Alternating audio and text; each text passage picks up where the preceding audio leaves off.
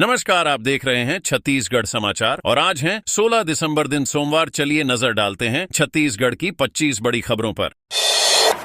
साल का आखिरी लोक अदालत, 4,50,000 मामले सुलझे, श्रमिकों को न्याय मिला। छत्तीसगढ़ में 2024 की आखिरी नेशनल लोक अदालत का आयोजन रायपुर जिला न्यायालय में हुआ। इसमें 4,58,085 मामलों का निपटारा किया गया। लोक अदालत में आने वाले लोगों के लिए लंगर की व्यवस्था भी की गई थी। झूठ उद्योग के 536 श्रमिकों को नौकरी से निकाले जाने के मामले में श्रम न्यायालय ने उन्हें न्याय दिलाया। प्रबंधन द्वारा अवैध तरीके से अस्थायी हड़ताल घोषित करने पर श्रमिकों को मुआवजा देने का आदेश दिया गया। इस मामले का समाधान औद्योगिक विवाद अधिनियम 1947 के तहत हुआ।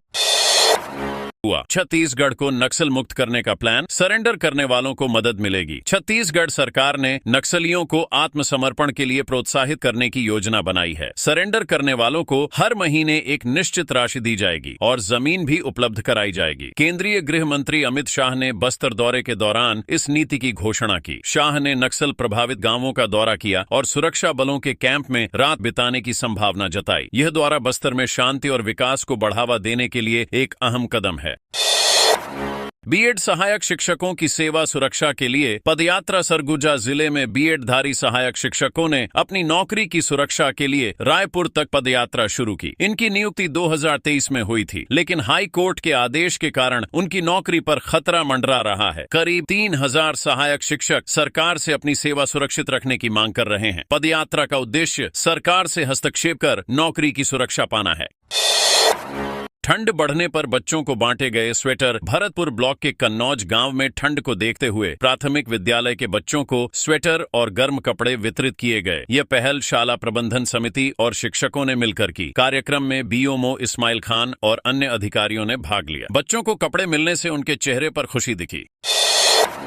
क्यूआर कोड से बस्तर के बदलते हालात दिखाने की पहल। छत्तीसगढ़ के बस्तर में बदलाव को दिखाने के लिए जनसंपर्क विभाग ने मैं हूं बदलता बस्तर अभियान शुरू किया। अखबार में क्यूआर कोड दिए गए, जिन्हें स्कैन करके बस्तर के बदलते हालात का वीडियो देखा जा सकता है। इस पहल का उद्देश्य बस्तर में हो रहे विकास और शांति के प्रयासों को लोगों तक पहुंचाना है।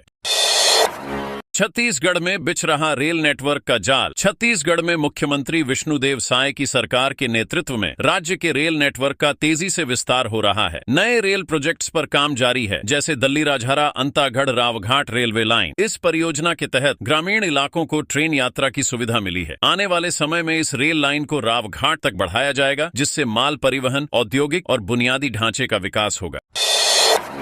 नक्सलवादियों से आत्मसमर्पण का आग्रह। केंद्रीय गृह मंत्री अमित शाह ने छत्तीसगढ़ पुलिस को राष्ट्रपति निशान पुरस्कार प्रदान किया। उन्होंने नक्सलियों से आत्मसमर्पण कर मुख्यधारा में शामिल होने का आग्रह किया। उन्होंने चेतावनी दी कि नक्सलवाद का अंत करने के लिए सरकार सख्त कदम उठाएगी। यह सम्मान छत्तीसगढ़ पुलिस की बहादुरी और नक्सल मुद्दों पर सफलता को मान्यता देता है।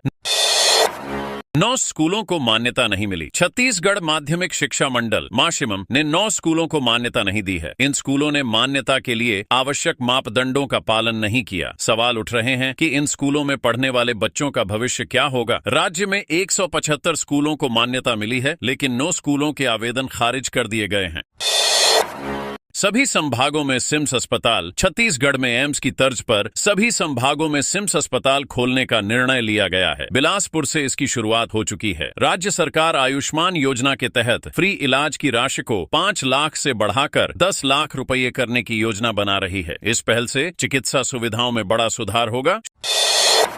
शिक्षक भर्ती का नोटिफिकेशन जारी। छत्तीसगढ़ में शिक्षक भर्ती के लिए नोटिफिकेशन जारी किया गया है। पीएम श्री योजना के अंतर्गत चयनित स्कूलों में योग, खेल और अन्य विषयों के शिक्षकों की भर्ती के लिए आवेदन मांगे गए हैं। नियुक्ति मार्च 2025 तक के लिए होगी और शिक्षकों को 10,000 रुपये प्रति माह का मानदेय दिया जाएगा। वन रक्षक भर्ती में हाईटेक तकनीक। छत्तीसगढ़ के कोरिया जिले में वन रक्षक भर्ती प्रक्रिया में अत्याधुनिक तकनीक का उपयोग किया जा रहा है। शारीरिक मापदंड और फिजिकल टेस्ट को सटीक और पारदर्शी बनाने के लिए हाईटेक मशीनरी लगाई गई है। इस भर्ती प्रक्रिया में 12,000 से अधिक उम्मीदवारों ने आवेदन किया है, जिसमें महिलाओं की भी भागीदारी है।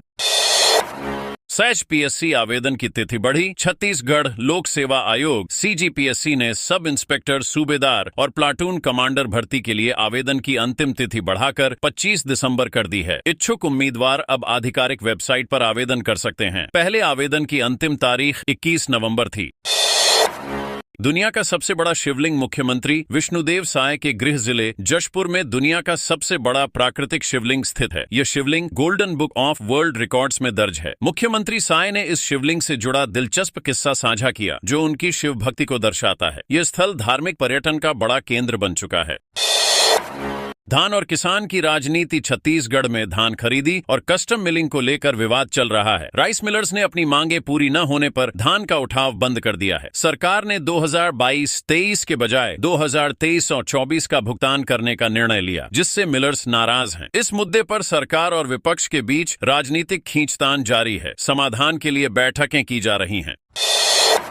मुख्यमंत्री ने रावतपुरा सरकार इंस्टीट्यूट ऑफ मेडिकल साइंसेज के नए भवन का लोकार्पण किया। मुख्यमंत्री विष्णुदेव साय ने रावतपुरा सरकार इंस्टीट्यूट ऑफ मेडिकल साइंसेज के नए भवन का उद्घाटन किया। इस मौके पर उन्होंने अपने सांसद कार्यकाल का अनुभव साझा किया और बताया कि दिल्ली का उनका घर मरीजों के लिए मिनी एम्स कहलाता था। वहां इलाज कराने आने वाले मरीज और उनके परिवार उनके आवास पर ठहरते थे। उन्होंने कहा कि मरीजों की सेवा में उन्हें संतोष और खुशी मिलती है। उन्होंने व्हाइट कोट सेरेमनी में यह बातें कहीं।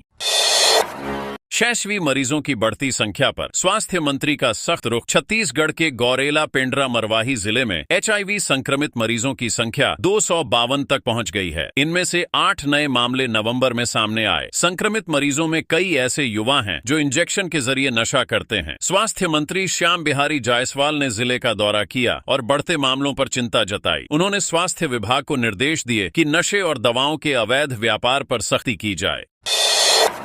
तेलंगाना की फैक्ट्री में काम करने वाले मजदूरों को स्वास्थ्य जांच कराने की सलाह। तेलंगाना की एक चूना फैक्ट्री में काम करने वाले मजदूरों की सेहत पर खतरा मंडरा रहा है। दक्षिण बस्तर के दंतेवाड़ा जिले से वहां गए 4 मजदूरों की मौत हो चुकी है और कुछ अस्पताल में भर्ती हैं। प्रशासन ने चेतावनी जारी की है कि जो लोग इस फैक्ट्री में काम कर चुके हैं वे तुरंत स्वास्थ्य जांच कराएं। खासकर दक्षिण भारत में काम करने के लिए गए मजदूरों को इस अलर्ट का पालन करने की सलाह दी गई है। बारिश से धान की सुरक्षा के लिए मुख्यमंत्री ने दिए निर्देश। तमिलनाडु में आए चक्रवात फेंकल के असर से छत्तीसगढ़ में बारिश की संभावना बढ़ गई है। मुख्यमंत्री विष्णुदेव साय ने कलेक्टरों को निर्देश दिए हैं कि बारिश से धान को बचाने के लिए पुख्ता इंतजाम करें। खाद्य मंत्री दयालदास बघेल ने बताया कि राज्य में 14 नवंबर से धान खरीदी अभियान शुरू हो चुका है और 31 जनवरी 2025 तक चलेगा। अब तक 1,809 लाख मीट्रिक टन धान खरीदा जा चुका है और किसानों को 3,706 करोड़ रुपए का भुगतान किया गया है। स्वास्थ्य सेवाओं में सुधार के लिए सरकार का बड़ा कदम। छत्तीसगढ़ सरकार ने स्वास्थ्य सेवाओं को मजबूत करने के लिए राष्ट्रीय स्वास्थ्य मिशन के तहत 9 विशेषज्ञ डॉक्टर और 10 मेडिकल ऑफिसर्स की संविदा पर नियुक्ति की है। इससे राज्य की स्वास्थ्य सुविधाओं में सुधार होगा। नियुक्ति का आदेश जारी कर दिया गया है ताकि ग्रामीण और शहरी क्षेत्रों में बेहतर स्वास्थ्य सेवाएं उपलब्ध कराई जा सकें। अगर वीडियो अच्छा लगा हो तो वीडियो को लाइक करें और सब्सक्राइब जरूर करें।